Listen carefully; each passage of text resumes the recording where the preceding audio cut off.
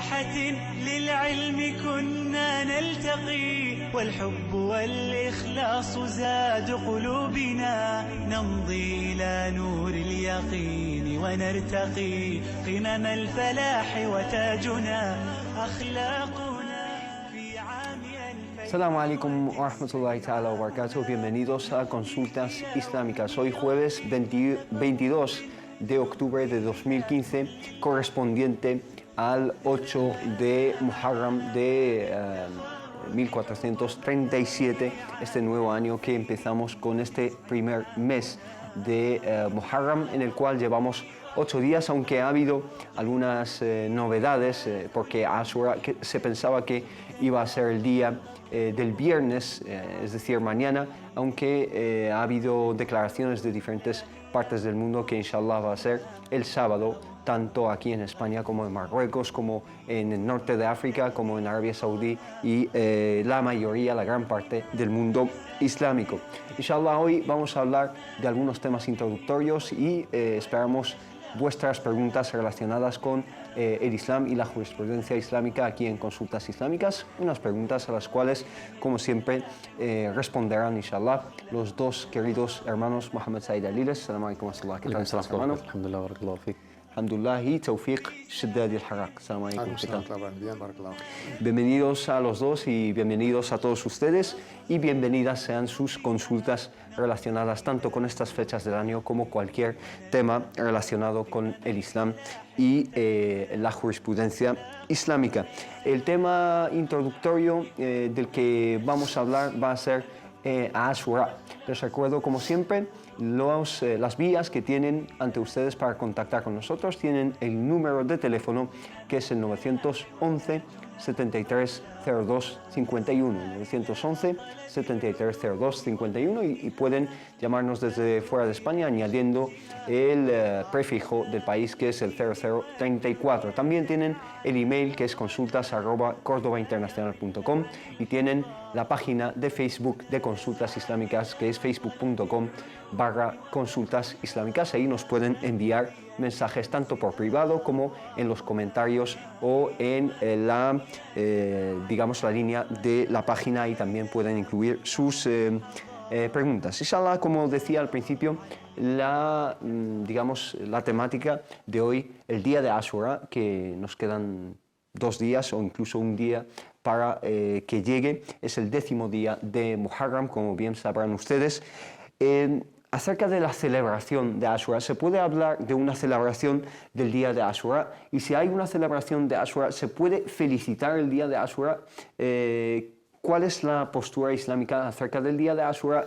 ¿Qué importancia tiene? ¿Y se puede considerar como una celebración dentro del Islam? Adelante. Bismillahirrahmanirrahim. Alhamdulillah. Wa sallallahu wa sallam wa baraka ala mulana rasulillahi wa alihi wa sahbihi wa man wala. En el nombre de Allah, el misericordioso y el clemente, alabado sea Allah, que la paz y las bendiciones de Allah sean con su amado profeta Muhammad, sus familiares, compañeros y aquellos que siguieron su guía hasta el día del juicio final. Como bien hemos dejado claro en el programa anterior, debemos de limitarnos a los textos jurídicos y a nuestras referencias, ¿no?, a la hora de tratar con cuestiones que tienen que ver con los preceptos, con los ritos, con los actos de adoración. Las fiestas en el Islam, como hemos dicho en varias ocasiones, las fiestas religiosas, confesionales, marcadas por el legislador, son las que son 3 nada más: una semanal, que es el viernes, y 2 anuales, que es la fiesta del Eid al-Fitr, la fiesta del fin de Ramadán, y la fiesta del sacrificio, que es el Eid al-Adha. Son fiestas canónicas, litúrgicas, religiosas, marcadas por unos ritos en especial, por unas prácticas en concreto, vienen mencionadas en hadices, tienen relación con ciertos pilares del Islam, y ahí no hay debate, ¿no? Ahí está todo cerrado y estipulado textualmente.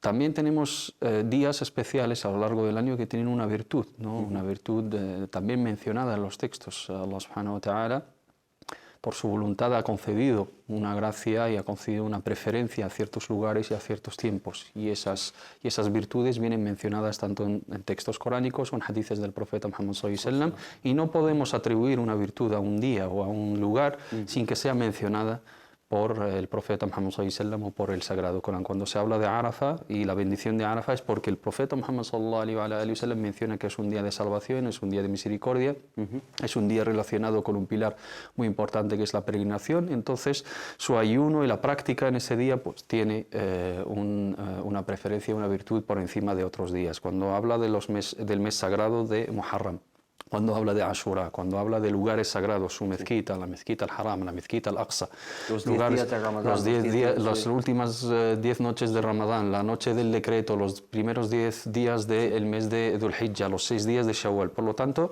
nunca podemos atribuir virtud o hacer algo o concretar un día en el año con una práctica en concreto sin que tengamos una ibada, sin que tengamos una referencia a nuestros textos y una referencia auténtica. Sí. Ashura sabemos que es un día señalado, que forma parte de un mes sagrado, un mes que el profeta Muhammad sallallahu alaihi wasallam lo denominó como Shahrullah al-Muharram, el mes de Allah, el mes sagrado, el mes de Allah sagrado, y el ayuno de todo ese mes es uno de los ayunos loables, recomendables, después del ayuno obligatorio de Ramadán. Afdalus siyami ba'da Ramadán, Shahrullah al-Muharram, como dice el profeta Muhammad sallallahu alaihi wasallam en un hadith sahih. El mejor ayuno después del ayuno obligatorio de Ramadán es el ayuno del mes de Allah Muharram, el primer mes del calendario islámico. Y en ese mes hay un día señalado que es el día de Ashura. El día 10 de ese día, el profeta Muhammad sallallahu alaihi wasallam recomendó su ayuno siguiendo la tradición de la comunidad judía residente en Medina. En la época de la hijra del profeta Muhammad sallallahu alaihi wasallam llega el profeta sallallahu alaihi wasallam a Medina y encuentra que la comunidad judía celebra ese día a través del ayuno y pregunta por el motivo. ¿Por qué ayunáis? Porque ayunáis, y dijeron que es en señal de agradecimiento a Allah subhanahu wa ta'ala por haber salvado a Moisés y al pueblo de Israel de la opresión del faraón. Y el profeta Muhammad sallallahu alaihi wasallam ayunó y incitó a la comunidad musulmana a ayunarle, diciendo que somos dignos de celebrar ese día, celebrar esa salvación y agradecerle a Allah subhanahu wa ta'ala esa salvación de uno de los profetas, siguiendo la tradición profética, siguiendo el mensaje universal del Islam y la sumisión a la voluntad de Allah, que otras comunidades. Y lo estableció como una sunna muy recomendada. Y manifestó el profeta Muhammad sallallahu alaihi wasallam su intención de diferenciarse en ese aspecto para marcar la seña de identidad de la comunidad musulmana, y dijo: si Allah subhanahu wa ta'ala me da vida para el año que viene, ayunaría el 9 y el 10.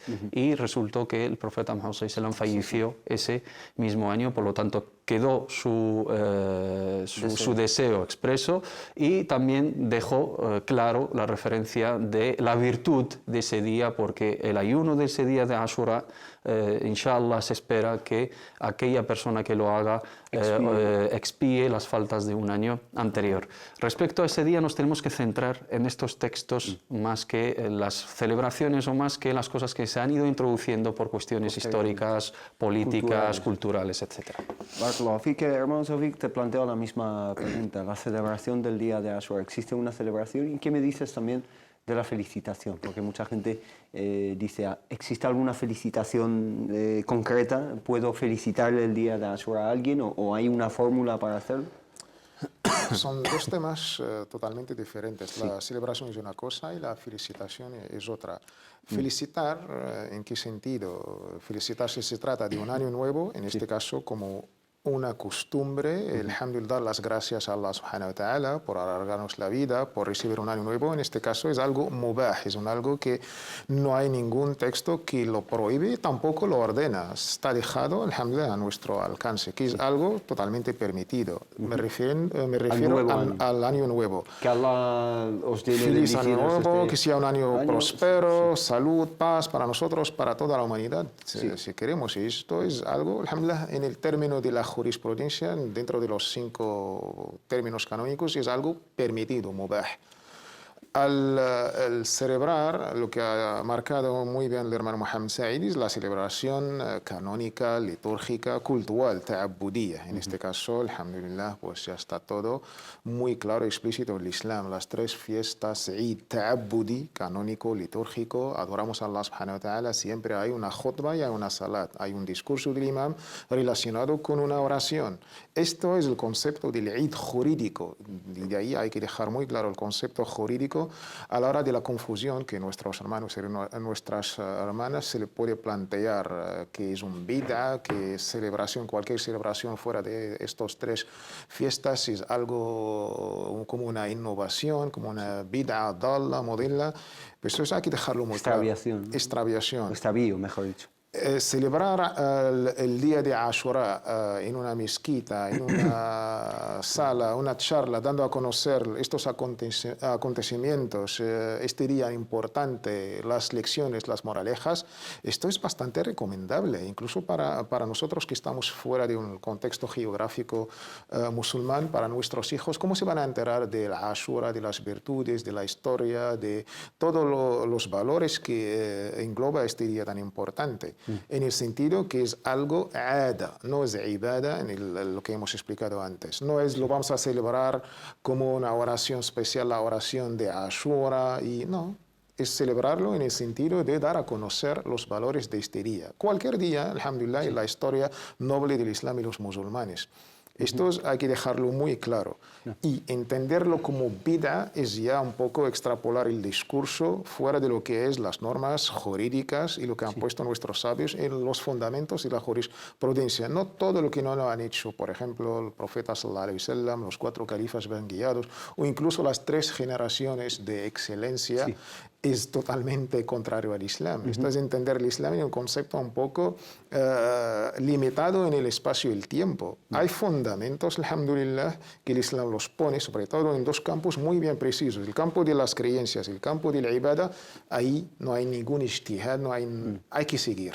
Sí. Pero fuera de estos campos, inamovible, y son cosas fundamentales, y el deber de todo musulmán, alhamdulillah, es seguir y acatar lo que, alhamdulillah, está muy bien escrito en el noble Corán y la auténtica Sunna. Pero lo demás se adapta al espacio y el tiempo con las normas que han puesto, alhamdulillah, los sabios, y esto está muy explícito en cada disciplina. Si se trata del hadith, si se trata del usul, si se trata de la sira, y estos, digamos, caracteres o estas condiciones son dignos de estudiar y de respetar, por supuesto. Eso que dices es muy importante. De hecho, al principio de Consultas Islámicas, es decir, hace más de 1 año o 2 años, hablamos, al principio cuando empezamos el programa, explícitamente hablamos del concepto de bid'a, ¿no? Esta innovación, si existe una innovación positiva y otra negativa o no, y lo hemos tratado con bastante holgura, con bastante tiempo. Ojalá podamos recuperar ese trozo del programa y darle más difusión, porque es muy interesante cómo lo hemos tratado en aquel entonces. Hermano Mohammed Said, el hermano Tawfiq, acaba de hablar del concepto de las costumbres, cómo se diferencian de las adoraciones, etc. En cuanto a las normas islámicas que gobiernan o que nos dirigen en cuanto a las celebraciones, a los ayat, a las, digamos, también las costumbres, cuando una celebración es explícita en el Islam, que el Islam nos manda o nos dirija hacia ella, que debemos celebrarla o deberíamos celebrarla, y cuando realmente es una celebración por cuestiones culturales, etcétera. ¿Existe una diferencia y cómo se diferencian estas dos?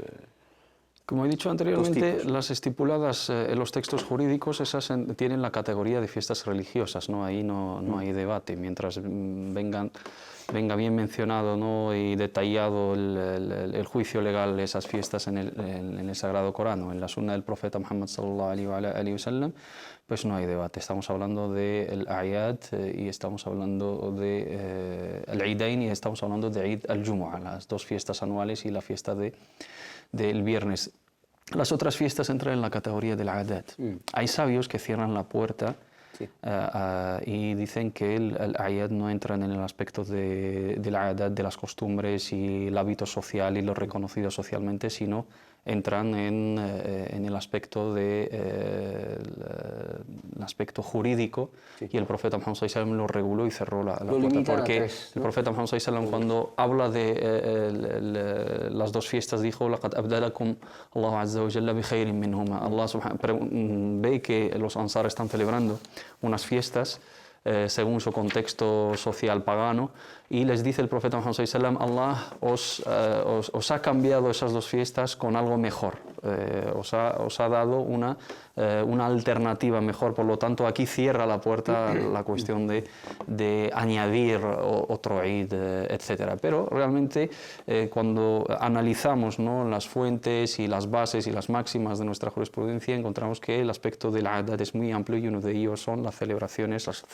sociales, las celebraciones humanas, las celebraciones personales, las celebraciones de algunos estados, como hemos mencionado, nacionales, etc. Y al-aslu fi al-adat al-ibaha, digamos, el origen de los actos que corresponden a la categoría de los hábitos es el permiso, hasta que tengamos un dalil, un argumento directo, explícito, que lo niega. Y al contrario... La norma, en este caso de las celebraciones, las costumbres, la norma es que son lícitas, sí, la y permisión. No es la excepción. Eso es. Y luego, en el caso de la ibada, es totalmente lo contrario. الأصل فيها التحريم حتى يثبت الدليل إباحتها. Cuando queremos hacer una práctica, las prácticas son prohibidas, no podemos añadir las adoraciones, no podemos añadir nada hasta que tengamos un argumento, una prueba que nos diga: oye, que esta práctica corresponde a nuestra religión y a través de ella se anhela tal recompensa, su objetivo es esto, el propósito de esta ibada es alcanzar esta cuestión, etc. Pero en el aspecto del adat, de las costumbres, es la permisión. Sí, luego tenemos unas máximas que se tienen que aplicar, aunque la puerta está abierta, pero luego tenemos otros acondicionantes, ¿no? El aspecto de la imitación de otras confesiones en lo que es propio de ellos y lo que tiene una connotación religiosa. No estamos hablando del aspecto de la adat, sino estamos hablando de lo que es propio de otras confesiones. El aspecto también de que esas celebraciones contengan o conlleven algo ilícito en sí. La celebración puede ser perfectamente permitida, pero lo que se haga en ella es contradictorio a las bases del Islam, o nos va a llevar a perder una obligación, o nos va a llevar a, digamos, aplazar una prioridad máxima, etc. Por lo tanto, es abierto, es lícito, es permitido, pero tenemos que tener en cuenta las condiciones y los requisitos y las cuestiones que son secundarias para dar un juicio definitivo sobre una cuestión u otra. Hermano Taufik, hago hincapié, incido sobre algo que dijo el hermano Mohammed Said justo antes de pasar, inshallah, a las preguntas de nuestros queridos telespectadores, y es lo que acaba de decir de imitar a otras confesiones. La imitación ¿está reducida o limitada a aspectos religiosos, o está abierta a cualquier imitación a las demás confesiones o a las demás comunidades que no son musulmanas, es ilícita?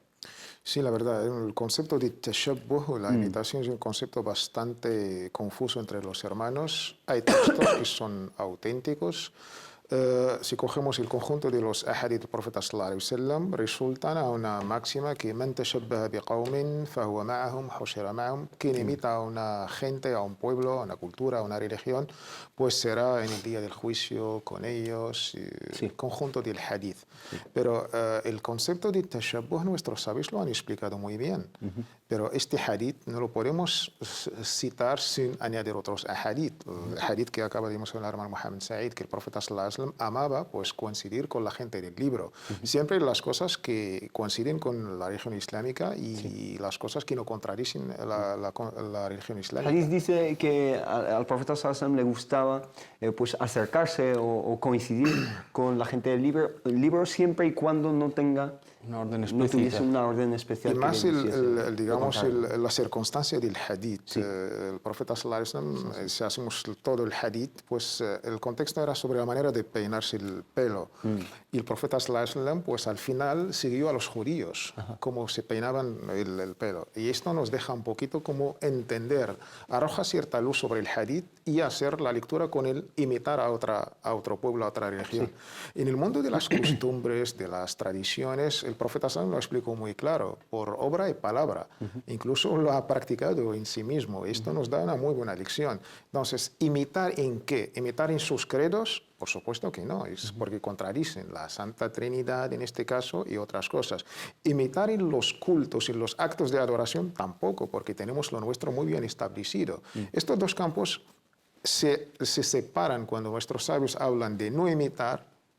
Estos campos hay que tener muchísimo cuidado, sobre todo el campo de las creencias, la aqaid, y el campo de las ibadah, de los actos de culto. Fuera de esto, el Islam pone ciertas condiciones. Podemos imitar en las cosas fuera del credo y de la ibadah, pero con las condiciones que estableció el Islam. Y sobre todo lo han explicado muy bien nuestros sabios. Al hablar de fiestas, de costumbres, por priori, pues están permitidas, pero hay que también ponerla como un filtro si se contradicen, si se acuerdan los con la religión acondicionantes islámica. que mencionó el hermano Mohammed. Y otro concepto que nuestros sabios lo explican es un término jurídico, ma'ammat bihil balwa.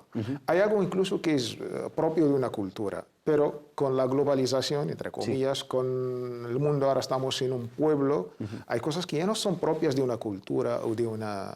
todo el mundo lo está utilizando. Entonces se quita digamos, esta reservación islámica, se acepta incluso por la propia religión islámica. Sí, no obstante, no se debe generalizar, es decir, siempre y cuando no sea ilícito dentro del Islam. En sí mismo. Es decir, nadie puede decir, ya que todo el mundo consume alcohol, por ejemplo, pues esto por supuesto, por no, para que definición. quede claro a Hay ciertas cosas personas que quizás no lo entienden. Para entender, quizás hablamos en el mundo teórico, el anillo del matrimonio. Sí. Sabemos quizás su origen cultural y la mitología en estas cosas, pero hoy es algo que ya no es digno de una cultura o de un vestido pueblo. blanco de la novia, por ejemplo. El vestido blanco de la novia, muy bien. Hay varios ejemplos para que los hermanos damos ejemplos para que se quede muy claro. Si esto ya se ha propagado y salió de la particularidad de una cultura, de un pueblo, ya no entra en el tashabbuh. Ya no es entra universal, ¿no? Universal. Sí. Es algo que el Islam pone sus condiciones, pero a lo esos filtra. hermanos que tienen reservas en torno a esta cuestión se les escapa eso. Igual encuentras a una hermana que te puede criticar muchísimo cuando digas que el aspecto de las fiestas, las celebraciones que corresponden al Ada está abierto digamos, a los contextos sociales, fuera de esa interpretación religiosa y tal, pero se olvidan de ciertos detalles que tienen el mismo juicio. Si cerramos la puerta a la invitación... Tenemos que cerrarlo a todo. Todo, absolutamente todo. Porque si cierras la puerta del tashabbuh, man tashabbaha biqawmin fahuwa minhum, quien imita a un grupo, a una comunidad, es de ellos. Pues entonces te tienes que diferenciar en todo. Hay que aplicarlo todo o a nada. Entonces no vamos a ser selectivos. No llegamos a la cuestión del... No, es que aquí hay textos. Sí, hay textos en lo que está estipulado. Ahí no hablamos, pero luego hay un margen abierto a la interpretación, margen abierto a las condiciones, a las circunstancias, al cambio de realidades, y eso es la flexibilidad del Islam. De hecho, hay muchos aspectos culturales que quizá tienen un origen cristiano, pagano en su momento, pero hoy en día carecen de cualquier significado religioso, ¿no? Es la universalidad de la que hablaba el hermano Taufik también. Vamos a plantear una pregunta antes de pasar a una corta pausa. Nos pregunta una hermana, dice: Salam alaikum wa rahmatullah, hermanos, quiero hacer zakat, ¿me ayudáis por favor? ¿Debo hacerlo ya, inshallah? Esto se contextualiza dentro de Muharram porque es una fecha en la cual pues, muchos musulmanes prefieren dar zakat en esta fecha, empezar a contar desde el 1 de Muharram y así empezar el año con buen pie. Y recordamos a todos nuestros telespectadores, quien tenga el deber de dar zakat, que no abandone este pilar, porque es un pilar del Islam, ¿no? También lo relacionan el Ashur con el Ushur, que es la décima parte, ¿no? Y el inicio del año. El azaque tiene condiciones, ¿no? Primero, que la persona esté en una situación económica, que tenga una capacidad económica que llegue a un mínimo imponible, que esté poseyendo una cantidad mínima a partir de la cual ya debe de sacar ese dinero, que se denomina an-nasab, un mínimo imponible, una cantidad de dinero según digamos el campo, si es un negocio pues se contabiliza de una manera, si es dinero ahorrado en valor de oro y plata pues es una cuestión, si alguien tiene un ganado, si tiene cosechas agrícolas, etc. Pero básicamente a los hermanos les suele preocupar el aspecto del dinero, una cantidad de dinero ahorrada. ¿Cuánto tienen que sacar? Primero tienen que tener el valor de 85 gramos de oro. Calcularlo, valorado en el precio de mercado en la actualidad. Sí. ¿No? Si el gramo de oro, desconozco el valor actual, pero vamos a decir que son unos 35 euros, por lo tanto, 35 multiplicado por 85, pues unos 3.200, 3.300, 3.400, 3.500 euros. Si no tienes esa cantidad, no entras en los que tienen que sacar ese zakat. Otra condición, esa cantidad tiene que estar en posesión de la persona durante un año lunar. Ahí entra el calendario islámico, la importancia del calendario islámico a la hora de calcular el zakat. Que haya pasado un año lunar desde que ha adquirido esa cantidad. Ese mínimo imponible. No significa que simplemente ese dinero, no, todo lo que excede entra, por supuesto. Estamos hablando del mínimo, a partir de los 3.200, 3.300, según el valor de... Hay que calcularlo. Entonces, a partir de ahí, cuando pasa un año lunar, se saca el 2,5%. La cuarta parte de la décima parte, para explicarlo. Entonces, es matemática. La cantidad por 2,5%, el total, el resultado es lo que tiene que sacar la persona a las 8 categorías mencionadas en la ley coránica. Entonces, si se cumplen estas condiciones, lo puede sacar. Sí, y ahora, no necesariamente tiene que ser, los hermanos, es difícil hacerlo coincidir con el inicio del año, ¿no? Claro, tradicionalmente la gente lo pospone hasta esta fecha y entonces lo toma como fecha habitual de cada año, pero es desde el momento de adquirir ese dinero. También se permite sacar por adelantado para ayudar o para participar en alguna acción humanitaria que lo requiera. Tenemos al teléfono a la hermana Yasmina desde Francia. Salam alaikum. Alaikum salam wa rahmatullahi wa barakatuh. Adelante, hermana. Sí, mira, mi pregunta es relacionada con el zakat. Sí. ¿Sí? ¿Me oye? Sí, adelante. Sí, mi pregunta es relacionada con el zakat. Pues verás, tengo unos ahorros personales y hace tiempo que me surge esta duda. Quería saber si tengo la obligación de hacer zakat o no. Sí. ¿Cuánto, claro? ¿Alguna pregunta a la hermana? ¿Perdón? Tiene unos ahorros ahorrados, entonces ¿Sí? ¿quiere hacer zakat? ¿Alguna pregunta específica a ella? No. ¿Tienes deudas o algo? No. ¿Deudas con otras personas? No, ningún tipo de deuda, no. Los ahorros estos están fuera, digamos, del dinero que necesitas para tus gastos diarios y los gastos necesarios. Sí, ¿no? exactamente. Vale, es un dinero extra que tienes ahorrado. ¿Perdón? Es un dinero extra que tienes ahorrado. Eso es, sí. Vale. ¿Y ha pasado un año desde que has adquirido el dinero? O sea, Sí, hace más de un año. Más de un Más año. o menos. Vale, pues inshallah enseguida le contestamos. Gracias por su llamada. Salam alaikum. Ahí está la pregunta. Sí, le iba a hacer una pregunta respecto también a Tawfiq, pero después de la respuesta a la hermana Yasmin. Sí, lo que acabamos de comentar anteriormente, la hermana tiene que ver si esa cantidad de dinero supera el mínimo imponible, que son 3.000 y pico euros, en función del valor del oro en el mercado, oro de 24 quilates, el oro puro, el gramo, 85 gramos de oro, ese es el valor del mínimo imponible que tiene que tener en cuenta, y a partir de esa cantidad, si ha pasado un año, saca el 2,5%. Coge esa misma cantidad y lo multiplica por 2,5 y el resultado es lo que tiene que sacar. Son 4.000 euros, pues saca 100 euros. Son 10.000 euros, saca 250 euros. Si está por encima del mínimo imponible. Sí. Siempre descartando las deudas. Una persona que tiene deudas no debe sacar el azaque. porque es una persona que merece... Aunque tenga mucho dinero ahorrado, Hombre, o no, se tiene que restar. si la deuda, digamos, abarca esos ahorros que tiene, necesita ahí ayuda, entonces primero hay que saldar la deuda. Y si la parte restante es superior al mínimo imponible o equivalente, o ¿no? equivalente lo saca, por supuesto. Si ese dinero ahorrado que tenemos en el banco, aunque haya pasado tal, es para gastos necesarios, para el alquiler, para los gastos del colegio de los niños, para cosas muy fundamentales, eso no se considera como un ahorro, sino es un depósito, digamos, de gastos necesarios. Ahí no entran, pero si es un dinero extra que está ahorrado para otras cuestiones, ahí se saca esa cantidad. Claro, que en toda esta ecuación, la incógnita que permanece es el mínimo imponible, esa cantidad. Eso simplemente se multiplica 85 por el precio de 1 gramo de oro puro, que es 24 quilates, y esa información está en internet, está en cualquier joyería, etc. Es muy fácil hacerse con esa información. Inshallah, después de esta muy corta pausa, volvemos con otras preguntas muy interesantes y muy importantes, así que no se lo pierdan. Salam alaikum. ساحة للعلم كنا نلتقي والحب والإخلاص. Salam alaikum de nuevo en Consultas Islámicas y seguimos con algunas preguntas que tenemos pendientes, que son bastantes, por cierto. Hermanos, antes de seguir con las preguntas de los telespectadores, yo tengo una pregunta personalmente.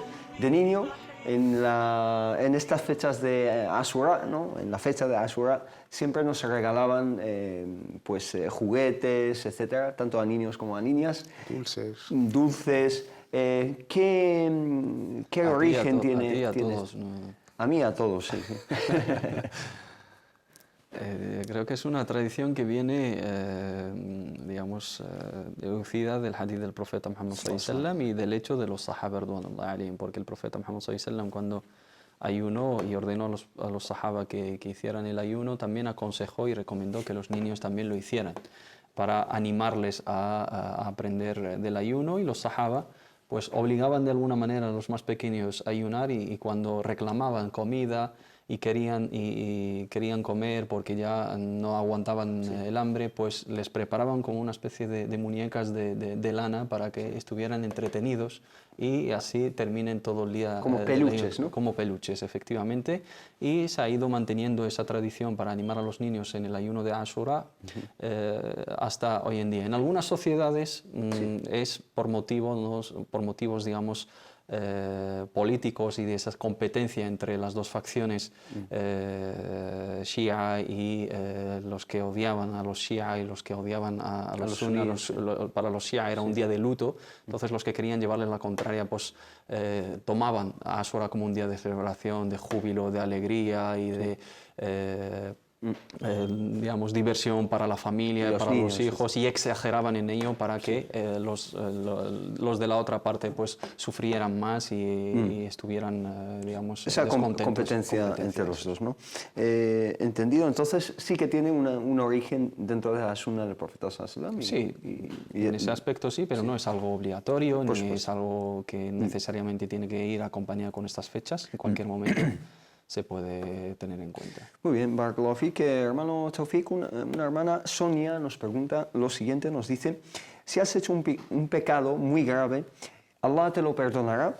Ese pecado lo hiciste cuando otra persona te dijo que estaba bien lo que hacías, es decir, te convencieron de hacerlo, y ese pecado se perdonará el momento de ese pecado cuando tenías 15 años, es decir, ella cometió algo cuando aún era bastante joven, y nos pregunta si Allah subhanahu wa ta'ala puede perdonar ese pecado.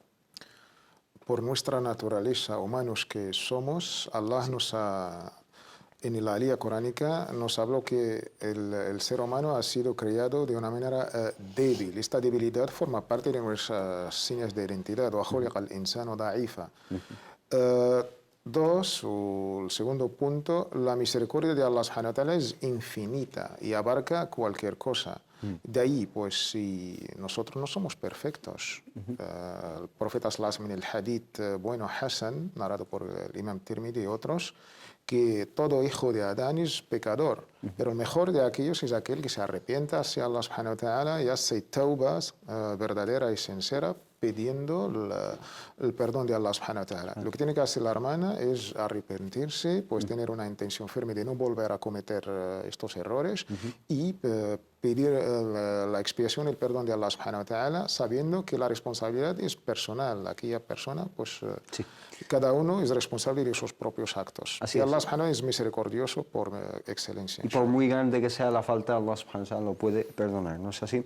Hermano Mohamed Said, la misma hermana nos dice, si lees el Corán sin llevar el velo, el pañuelo, ¿leer el Corán en español está bien? Ella lo lee en español, no en árabe. Tanto leerlo en español como en árabe no precisa de una vestimenta en concreto, ¿no? Uno tiene que ir vestido respetuosamente porque está ante un acto de adoración y está leyendo la palabra de Allah subhanahu wa ta'ala, pero recitar el Corán no es igual que la oración. La oración tiene unas condiciones a nivel de vestimenta tanto para hombre como para mujer, pero las mujeres en casa o en los lugares donde pueden estar sin hijab, si quieren recitar el Sagrado Corán, no es necesario que lleven cubierto el pelo ni que estén vestidas como si fuera en la oración. Se puede leer el Corán en todos los idiomas, pero sabiendo que es una traducción de los significados, una traducción de la interpretación del Sagrado Corán, no la palabra divina de Allah subhanahu wa ta'ala, porque el Corán es árabe y está revelado en árabe al profeta Muhammad sallallahu alaihi wa sallam, y a la hora de llevar esa recompensa de su recitación tiene que ser en árabe, pero para los hermanos que no saben árabe y tienen la intención de recitar la palabra de Allah y meditarla, Allah subhanahu wa ta'ala, como es una cuestión de aceptación y es una cuestión de ajr, que solamente lo sabe Él, según la intención de cada uno, innamal a'malu binniyat. Pero los hadices hablan de la recitación de la palabra en árabe. No hay ningún problema en leerlo en los diferentes idiomas, pero no podemos asegurar la recompensa igual que como si fuera recitado en árabe. En árabe. Sandra Fernández nos pregunta lo siguiente, dice, hola, tengo una pregunta y es acerca de su hija. Dice, me gustaría pedir cita con un imán para que nos asesore a mi marido y a mí acerca de cómo criar a nuestra hija. Mi marido es musulmán y yo soy cristiana. Es un matrimonio, digamos, mixto entre esta señora musulmana y su marido no musulmán y su marido musulmán, y quiere asesoramiento, también que les guíen acerca de cómo criar a su hija en un matrimonio así. Los imames, la pregunta yo la hago generalizada, los imames, ¿qué papel pueden jugar en este tipo de situaciones? Primero, pues debemos saludar el gesto noble por parte de esta familia, en concreto esta madre, por su preocupación por un tema tan importante que es la educación de su hija.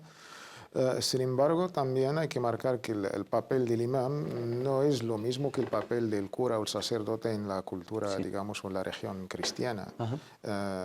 Sabemos la importancia del imán, pero no deja de ser imán, que la educación primero atañe a los propios responsables, que es el padre y la madre. Pero incluso por ser la madre cristiana y el padre musulmán, hay muchísimos valores que compartimos. Los valores son ya universales. Entre el cristianismo y el islam, los valores que vamos a inculcar a nuestros hijos, ahí desde amar a Dios único y amar al prójimo, pasando por los 10 mandamientos hasta la libertad, la solidaridad, es algo que alhamdulillah que tenemos en común. Coincidimos en Coincidimos al 100%. Absolutamente. Y las enseñanzas de Jesús, la paz sea con él, las enseñanzas de todos los profetas y las enseñanzas del profeta Muhammad sallallahu alaihi wasallam son casi idénticos. De ahí es un deber de los dos que hagan un esfuerzo. Alhamdulillah, los libros están al alcance de todos, en castellano, en árabe. La primera responsabilidad que hay sobre ellos, sobre los padres. Pero cualquier ayuda está bienvenida. Si conoce a un imán preparado, que conoce el contexto y que conoce más o menos las religiones comparadas, no cualquier imán está al alcance. Esto nos duele. ¿Por qué haces hincapié en esto? Quizá porque algunos imames cuando intervienen estropean las cosas más que... Sí, más más que... en el contexto nuestro occidental hay que hacer autocrítica, nos duele reconocerlo, no podemos generalizar por supuesto, pero nuestros imames en la mayoría de los casos, sobre todo en la educación de nuestros hijos, desconociendo el contexto, la cultura, los valores, pues a veces sus mensajes, sus intervenciones pues no están al agrado de todo el mundo. Es deber nuestro desde la Comisión Islámica o desde cualquier institución de preparar y formar a estos imames para quizás tratar estos temas tan importantes. Pero, alhamdulillah, si hay un imán preparado que conoce la pedagogía, la didáctica, la educación es una ciencia. Aparte de las ciencias islámicas, pues bienvenido si eso ayuda, inshallah. Barakallahu fik, por tu respuesta, hermano Said. Nos preguntan, dicen, según la Sharia, la ley islámica, ¿cuáles son las consecuencias de matar a alguien involuntariamente? Creo que se paga una indemnización, añade, que se llama la día, pero siempre he leído que equivale a 100 camellos. ¿Cómo se calculan estas indemnizaciones hoy en día? Lo que implica, digamos, un homicidio involuntario no simplemente es la indemnización, sino también la expiación, la kafara y el día, ambas cosas. La kafara le corresponde al homicida, al que comete ese homicidio involuntario, al qatil, sí. Y el día, la indemnización, la paga la familia, lo que son aqilat, el qatil, la familia, por parte del parentesco, ¿no? Su padre, sus tíos, sus abuelos, sus primos, etcétera. Toda la familia se solidariza con él y tiene que pagar esa día. La expiación son, digamos, liberar a un esclavo que en la actualidad no sería posible, y si no, la alternativa es ayunar 2 meses seguidos. صيام شهرين متتابعين تحرير رقبة رقبة مؤمنة es una alternativa, y la liberación, o si no, el ayuno de 2 meses seguidos, sí. Por parte del homicida, por parte del que comete el delito, ¿no? Sí. Involuntariamente. Y la indemnización la pagan sus familiares en señal de solidaridad con él. Si no lo pagan ellos, ahí está el debate jurídico, si la paga él o si la paga, digamos, el tesoro público, Beit Mal, el muslimín, o se cae, digamos, de su responsabilidad. Pero en estos casos implican 2 cuestiones, la expiación y la indemnización. El valor hoy en día se estipula, según el país musulmán, según la justicia, sí. En los países islámicos ya tiene una valorización, digamos, económica, y lo suyo es ver el valor de esos animales en la actualidad, igual que el tema del oro, y pagar esa cantidad de dinero, pero hoy en día hay que recurrir a la justicia y seguir Exacto. Los pasos que se marca oficialmente por las instancias y las administraciones. Sí, por supuesto, hay unas autoridades que estipulan este tipo de leyes, etc., ¿no? Tenemos al teléfono a una hermana desde Barcelona que nos quiere preguntar algunas cuestiones. Salam alaikum. Salam alaikum. Sí, buenas tardes, salam alaikum, Ahmadullah. No, es que acaban de hacer una pregunta. Sí. Así mismo resulta una pregunta que si se podía leer el Corán en español. Sí. El Mohammed Said, siempre con sus negativas. Hombre, no todo el mundo sabe leer el árabe. Uno hace lo que puede. Sí, es mejor que nada. Yo no sé. O sea, si no dicho nada de eso. Leer el Corán en árabe, que vamos al infierno. No. Gracias. A ver si me contesta la pregunta. ¿Cuál es la pregunta? A ver, exactamente la pregunta. Si no lees el Corán en árabe. No, es que ya lo vuelvo a repetir. Mohammed Said con sus negativas, que solo hay que leerlo en árabe. No, ¿verdad que no? O se hace lo que se puede. Inshallah, enseguida se lo explicamos. O está bien leerlo en español, no sabiendo leer en árabe. Entendido, Barakallahu fik. ¿Usted sabe leerlo en árabe? ¿He escuchado la pregunta antes? Sí, adelante. Hombre, aquí llevamos muchos años aquí en España, claro, no todo el mundo lee en árabe, y hacemos lo que podemos, nos gusta leerlo en español, pero por lo que veo, los gestos de Mohammed Said como que no... O sea, que ha cerrado la puerta, ¿no? Que no cede, ¿no? Sí. Bueno, Barakallahu fik. Gracias. Muchas gracias. Bueno, te regañan, hermano Mohamed Said, por ser intransigente y por cerrar la puerta. Por ser negativo. Dos cuestiones muy interesantes a raíz de esta pregunta. Ella dice, si no sabes leerlo en árabe, ¿qué alternativas te quedan? Puedes leerlo en otro idioma, pero yo voy un poco más lejos. ¿Existe el Corán en español? Yo no he dicho lo que ha entendido la hermana, por supuesto. Sí. Si ella considera que he sido muy negativo, le pido disculpas, pero yo he aclarado la cuestión de la hermana que ha dicho que sí lo puede leer en español. Lo puede leer perfectamente la traducción y podemos leer la traducción en todos los idiomas existentes, pero no existe, como bien insistes o remarcas, un Corán en español, sino es la traducción de la interpretación del Sagrado Corán. Un acercamiento a los y se puede leer en todos los idiomas. Y he dicho que los hermanos que no pueden leerlo en árabe, si lo hacen con la intención de adorar a Allah subhanahu wa ta'ala, reflexionar, meditar, ahí a ellos y la intención que tienen, y ahí no podemos, inshallah, Allah se lo tenga en cuenta como una recitación en árabe.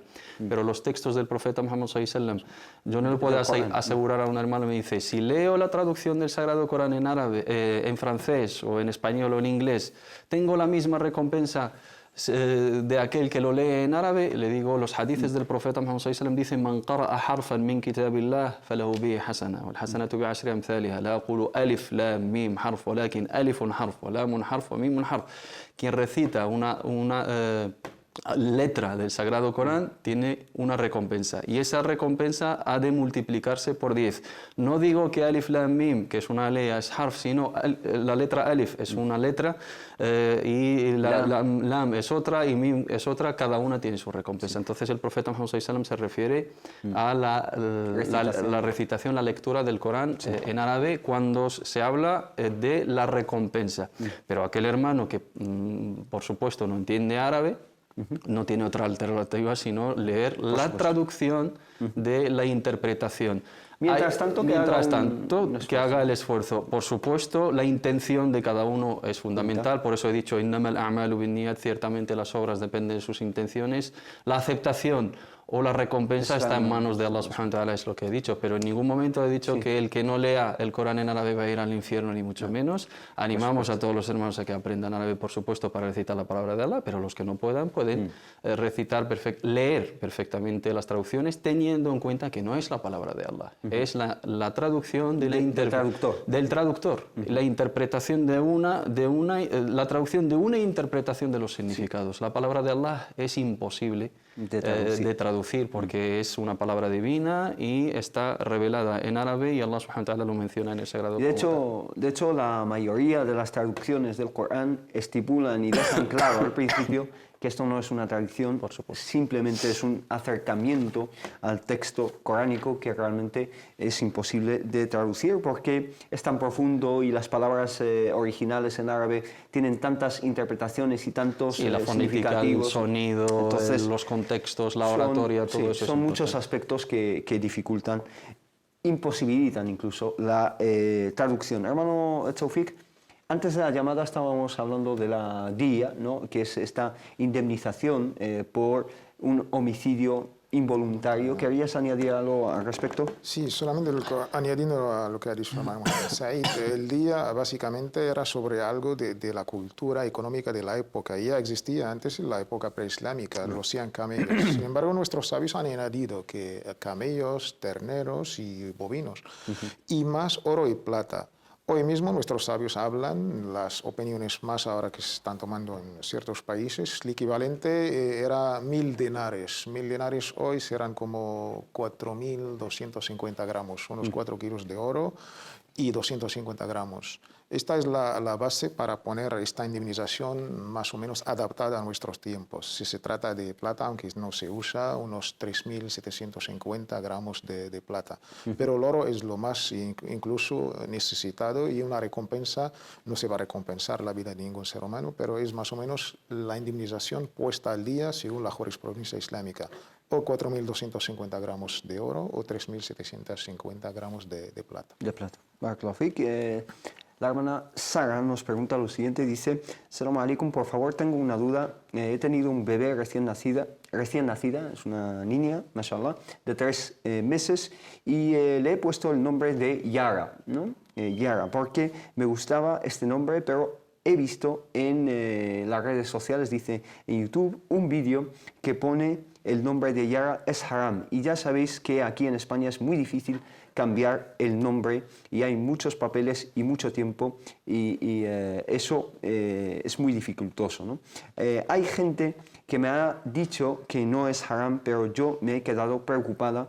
Por favor, ayudadme con este tema. Jazakumullah khair. Wassalamu alaikum wa rahmatullahi wa barakatuh. Realmente desconozco el significado de ese nombre, ¿no? Si tuviésemos la certeza de que es un significado totalmente contradictorio a las bases del Islam, pues tendría ese juicio. No me puedo pronunciar hasta asegurarnos, no sé si el hermano Tawfiq se puede pronunciar en ese sentido, del significado, ver si verdaderamente el nombre de Yara tiene alguna connotación totalmente prohibida en el Islam. En ese caso sí podemos hablar de un nombre no aceptado islámicamente, pero si... Depende del significado. Depende del significado, pero si la interpretación de algunos hermanos es porque no es un nombre árabe o no es un nombre muy extendido en los países islámicos, o simplemente por esa cuestión decir que es un nombre muharram o es de algún famoso o algún artista o algo por el estilo, pues no sería el argumento correcto para rechazar ese nombre. Primero debemos de saber su significado y asegurarnos de ello, tener la certeza de que efectivamente solamente significa esto, y si fuera contradictorio al Islam, ahí podemos decir, no, mientras tanto no me puedo pronunciar. Muy fácil, inshallah, buscamos el significado y le contestamos por escrito, inshallah. Hermano Tawfiq, ¿tienes alguna información? Sí, lo mismo, esto depende del significado.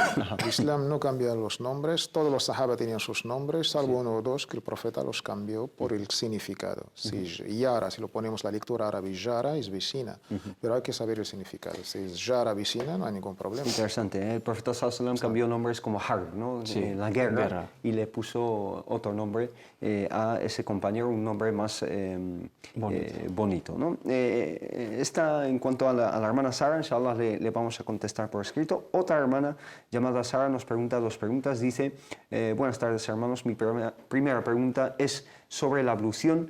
Cuando nos lavamos el pelo, mis manos son pequeñas y temo no llegar a tocar todos los cabellos y se quedan algunos sin lavar. ¿Cómo es la ablución? ¿Qué es lo mínimo en cuanto a, digamos, el pelo, ¿no? Hay cierto debate entre nuestros sabios, teniendo la lectura de la Aliyah, famsahu bi ru'usikum min ru'usikum. Sin embargo, la opinión más consensuada, hay que pasar la mano pues mojada, húmeda, por raíces, de aquí hasta el final. Y ya está, tampoco hay que ir por los milímetros y centímetros. La misericordia del Islam, alhamdulillah, nos pide lo que está a nuestro alcance. Se pasa la mano y la devuelve, ya es suficiente. Esto en cuanto a hombres y mujeres, hermano. Sí, por supuesto. El más es que en sí no puede humedecer. No es lavar, porque ella está hablando de sin lavar, pero es que tampoco se el más es pasar la mano mojada, por lo tanto tiene que llegar a lo que alcance, ¿no? La gran mayoría o parte, al menos parte del pelo, porque el profeta Muhammad sallallahu alaihi wasallam, tenemos narraciones auténticas en las cuales pasó la mano mojada simplemente por el flequillo al-nasiya y luego por encima de al-imama, por encima del turbante, por lo tanto no pasó la mano encima de todo el cabello, del todo el pelo, y ummahat al-mu'minin radwanullahi alayhin pues pasaban la mano encima del jimar y parte inicial del pelo, por lo tanto no abarcaban toda la cabeza. El masah no se trata de cubrir todo el pelo, sino parte, y es necesariamente no va a mojar todo, porque simplemente con los restos de agua que se quedan en la mano pasamos la mano. Con las manos mojadas. Sí, con las manos mojadas. Es algo prácticamente simbólico, ¿no? El lavado es otra cosa. El lavado es que hay que llegar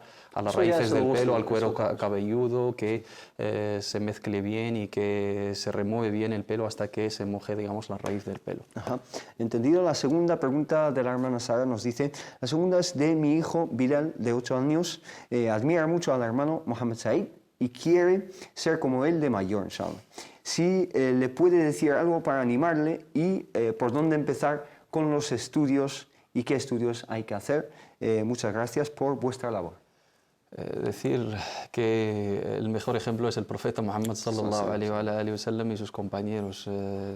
Yo personalmente no puedo ser un ejemplo para los hermanos, que Allah subhanahu wa ta'ala me cubra con su misericordia y haga de nosotros mejor de lo que piensan de nosotros nuestros hermanos. Barakallahu fi, es de agradecer esa admiración. Y el consejo es el estudio, conocimiento y que esté en manos de gente que le inculque los valores antes del conocimiento, antes de los datos, antes que los datos. No se trata de abarcar información, conocimiento, memorizar, sino primero los valores, la misericordia, la compasión, los valores del profeta Muhammad sallallahu alaihi wasallam, los modales, el akhlaq, y amar, ¿no? Tener esa entrega por la palabra de Allah y la sunna del profeta Muhammad sallallahu alaihi wasallam. Pedir a Allah subhanahu wa ta'ala que le elija para el camino del conocimiento y que tenga esa entrega, y el camino es estudiar, estudiar, estudiar, estudiar, estudiar, estudiar, estudiar y nunca dejar de estudiar, y modestia, inshallah. El mejor ejemplo es el profeta y los compañeros del profeta y nuestros grandes sabios. Barakallahu fik, es una muestra de tu humildad, y nos quedamos con esas palabras del hermano Mohammed Said, de estudiar y buscar el conocimiento, que nosotros, dentro de lo que cabe de nuestras posibilidades, pues intentamos aportar algo en ese camino, y que Allah subhanahu wa ta'ala nos lo facilite a todos. Simplemente me queda darles las gracias a los dos, a Mohammed Said Alides, muchísimas gracias por todo, y a Tawfiq Sitali por lo mismo. Barakallahu fik, gracias por todo, y a ustedes gracias por habernos seguido. Inshallah nos vemos el lunes que viene con más consultas islámicas. Salam alaikum.